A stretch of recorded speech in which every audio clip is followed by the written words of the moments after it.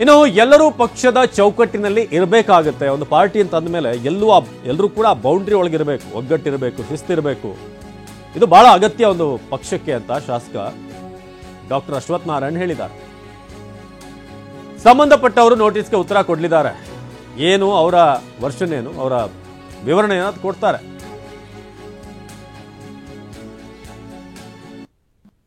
ಈ ವಿಚಾರದಲ್ಲಿ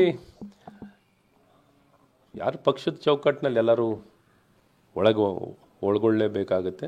ಹಾಗಾಗಿ ಕೊಟ್ಟಿರೋಂಥ ನೋಟಿಸ್ಗೆ ಸಂಬಂಧಪಟ್ಟ ವ್ಯಕ್ತಿಗಳು ಉತ್ತರ ಕೊಡ್ತಾರೆ. ಯಾರಿಗೆ ಇದ್ರೂ ಅದು ಡಿಸಿಪ್ಲಿನ್ರಿ ಅನ್ನೋಂಥದ್ದು ಎಲ್ಲರಿಗೂ ಅನ್ವಯ ಆಗುವಂಥದ್ದಿದೆ, ಪ್ರತಿಯೊಬ್ಬರಿಗೂ ಅನ್ವಯ.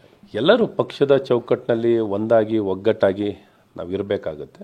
ಆ ಒಗ್ಗಟ್ಟನ್ನು ಕಾಪಾಡಿಕೊಳ್ಳಿಕ್ಕೆ, ಶಿಸ್ತನ್ನು ಕಾಪಾಡಿಕೊಳ್ಳಿಕ್ಕೆ ಪಕ್ಷದ ಎಲ್ಲ ಹಿರಿಯರು, ಕಿರಿಯರು, ಪ್ರತಿಯೊಬ್ಬ ಕಾರ್ಯಕರ್ತನು ಎಲ್ಲರೂ ಎಲ್ಲ ಹಂತದಲ್ಲೂ ಪಕ್ಷದ ಶಿಸ್ತಿನ ಚೌಕಟ್ಟಿನಲ್ಲೇ ಇರಬೇಕಾಗುತ್ತೆ. ಎಲ್ಲರಿಗೂ ಅನ್ವಯ ಆಗುತ್ತೆ, ಮೇಲಿನಿಂದ ಕೆಳಗಿನವರೆಗೂ ಪ್ರತಿಯೊಬ್ಬರಿಗೂ ಅನ್ವಯ ಆಗುತ್ತೆ. ಹಾಗಾಗಿ ಈ ವಿಚಾರದಲ್ಲಿ ಪಕ್ಷಕ್ಕೆ ಸ್ಪಷ್ಟತೆ ಬೇಕಾಗಿದೆ. ಆ ಸ್ಪಷ್ಟತೆಯನ್ನು ಈ ನೋಟಿಸಿನ ಮೂಲಕ ಕೊಟ್ಟಿದ್ದಾರೆ. ಸಂಬಂಧಪಟ್ಟ ವ್ಯಕ್ತಿಗಳು ಅದಕ್ಕೆ ಉತ್ತರ ಕೊಡುವಂಥದ್ದು ಮಾಡ್ಕೋತಾರೆ.